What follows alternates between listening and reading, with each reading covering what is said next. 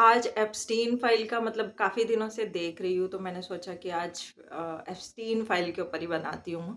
सो पूरे दुनिया में लहर है Epstein file, Epstein file, Epstein file.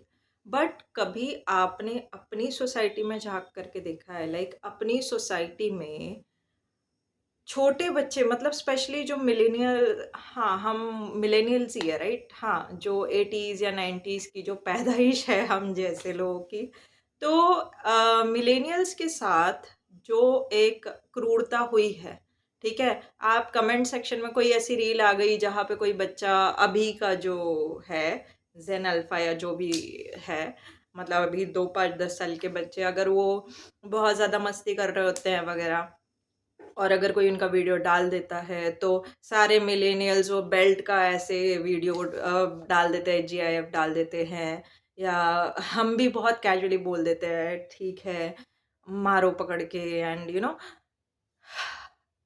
इतनी क्रूरता हुई है, सेक्सुअल अब्यूज़ आज भी सोसाइटी में बच्चों के साथ घर पे होता है। आप अगर 10 बच्चे उठा करके देखोगे, इर्रिस्पेक्टिव ऑफ जेंडर, लड़का-लड़की जो भी है, आई थिंक हर इंसान के साथ सेक्सुअल अब्यूज़ हुआ होता है। अ, बोल नहीं पाता कोई भी, क्योंकि इंडिया में हम संस्कारों के ऊपर जीते हैं। तो हमारे संस्कार ये है कि बाहर जाके शरीफ बनो, कि हमारे यहाँ तो लड़का-लड़की बात नहीं कर सकते, हमारे यहाँ तो लव मैरिज अलाउड नहीं है, हमारी लड़की तो 7 पर्दों में 7 तालों के अंदर रहती है, हम लड़की को शॉर्ट्स छोड़ो, मुझे पर्सनली मुझे खुद को भी जीन्स तक डालना अलाउड नहीं था जब तक मैं आई थिंक अपने फर्स्ट ईयर या सेकंड ईयर तक नहीं गई थी। बाद में मेरी बहन जब आ गई +2 में, तो मेरे पापा, मेरी फैमिली नार्सिसिस्ट फैमिली थी, तो पापा ने बहन को जीन्स ला के दिया, तो मैंने फिर बगावत की कि भाई हम क्यों पीछे रहे।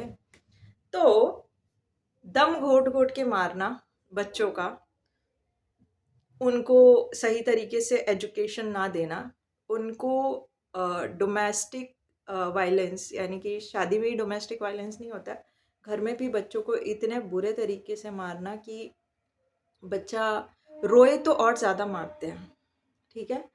तो ये एप्स्टीन से कम है, ठीक है? एप्स्टीन में तो फिर भी अच्छा हुआ, वो बच्चे मर गए, ठीक है? मर जाना 1 सेकंड के लिए बहुत अच्छा है। कुछ लोग होते हैं, कुछ लोग, I am also the part of that, कुछ लोग एक एक पल मौत की भीख मांग रहे होते हैं भगवान से कि भगवान मार ही डाल, ठीक है? अब जिंदा रहने का कोई मतलब नहीं है, इतना दर्द बर्दाश्त करने से अच्छा तो मार ही डाल। वो एक फेस गुजर जाने के बाद जब हम एक नॉर्मल लाइफ में आते हैं, क्योंकि हमने दुनियादारी का कुछ भी नहीं देखा, डी भी नहीं देखा, तो दुनिया भी तो नोचने के लिए बैठी है। आधे लोग तुमको लपेटने के चक्कर में होते हैं। जब तुम उनसे ठोकरे खा खा के तब थोड़ी बहुत अक्ल आती है, तब तक तुम बुढ़े हो जाते हो। आई एम 38 नाउ, ठीक है? इन सारे फकअप सिचुएशंस की वजह से आप करियर में भी स्टेबल नहीं हो पाते, क्योंकि जब कंपनीज को भी आपका पता चल जाता है कि आप लाइक फंसे हुए हो सिचुएशन में, तो वो भी एक्सप्लॉइट करते हैं, एंड देन उसके बाद आपको एक 35 या 40s की एज तक आने तक mental health totally fucked up, physical health fucked up, क्योंकि अब जब मैं धीरे धीरे रिसर्च करती जा रही हूँ तो पता चल रहा है कि अपनी हर बीमारी का लिंक जो है कहीं ना कहीं हमारे पास्ट ट्रॉमा से जुड़ा हुआ है, ठीक है? तो आपका पास्ट मौजूदगी, आपका प्रेजेंट मौजूदगी, आपका फ्यूचर भी, अगर आप घर छोड़ के निकल गए हो, मुझे 9 साल हो गए घर छोड़ के निकले हुए, 9 साल में भी मैं रिकवर नहीं कर पा रही, ठीक है? मतलब अब मैं धीरे धीरे रिकवर हो चुकी हूँ, बट स्टिल यू नो मैं जो ट्रॉमा से गुजरी हूँ, मुझे जितना टाइम लगा है, मैं रात को डर डर के उठ जाती थी, मैं जब भी सोती थी डर डर के उठ जाती थी। सो भाई, एप्स्टीन एप्स्टीन एप्स्टीन करना बंद करो। इंसान हो यार, थोड़ी तो इंसानियत रखो, जीने दो लोगों को शांति से। बच्चे, अभी रिसेंटली मैंने एक लड़की देखी, मेरे ही मतलब अभी मैं कुछ कोर्स कर रही हूँ, सो मेरी ही क्लास में है, लड़कियों को इतना चूतिया बना के रखा जाता है। लोग ये साले लोग आके बोलते हैं आज 25वीं 2026 में तुमको किसने रोका है, जाओ करो, चांद पे चली जाओ, कल्पना चावला पहुंच गई। अरे भाई, उस कल्पना चावला को उसके बाप ने सपोर्ट किया होगा तब वो पहुंची होगी। यहाँ पर जो फैमिली है, ठीक है, हमको सास भी पूछ के लेना पड़ता है, ठीक है। तो वो लड़की मैंने देखा, वो बेचारी, आप इमेजिन कर सकते हो, पूरा दिन क्लास में बस कोई कुछ उसको बोल देगा, वो एक शब्द नहीं बोलती। आप सोच रहे हो उसके घर का माहौल कितना डरावना हुआ होगा, कि उसको कितना दबा के रखा गया होगा। और जब ये लड़की बाहर निकलेगी, और पहली बात तो इसको बाहर निकलने ही नहीं दिया जाएगा, वो इस खूटे से छूट के डायरेक्ट उसके पति के खूटे में बांध दिया जाएगा कि भाई अब ये गाय तेरे हवाले, तू संभाल इसको। वो लड़की बेचारी, मतलब मैं पहले ना मुझे लगता था घमंडी होगी, हम भी थोड़े से जजमेंट बना लेते हैं लोगों को देख करके, तो मुझे लगा घमंडी होगी। एंड क्लास में डिस्कशन हुआ कि ये तो फ़ोन का रिप्लाई ही नहीं करती, फ़ोन ही नहीं उठाती। तो तब मैंने भी जजमेंट लगा लिया कि अकड़ होगी, अगर फ़ोन ही नहीं उठा रही तो ग्रुप डिस्कशन में इसका क्या यूज़ एंड ऑल। तो मैंने भी फिर इतना एंटरटेन नहीं किया।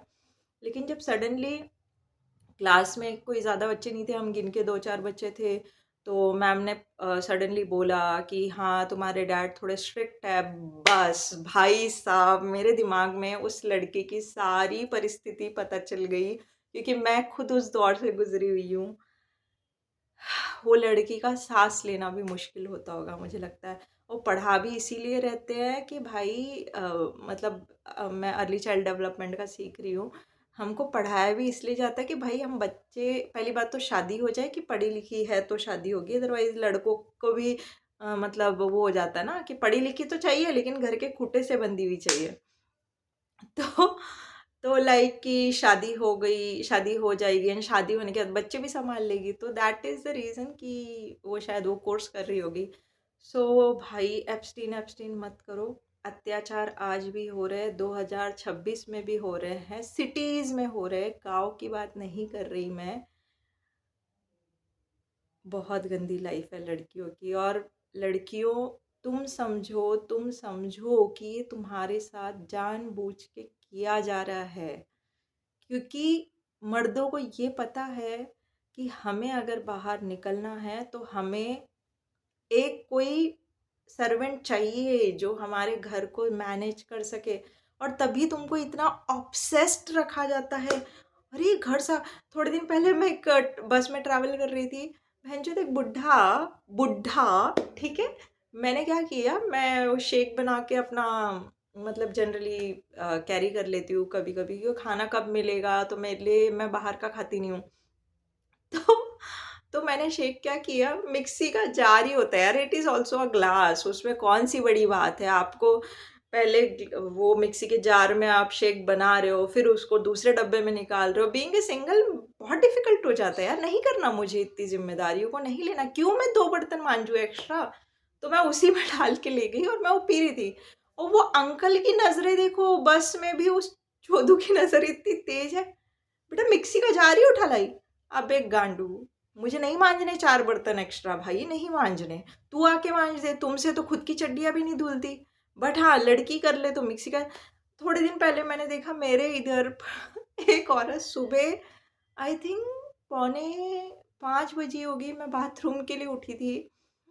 ये बंदी 5 बजे के करीब करीब आंगन में पानी वानी डाल के मस्त से सफाई कर रही है, झाड़ू लगा रही है।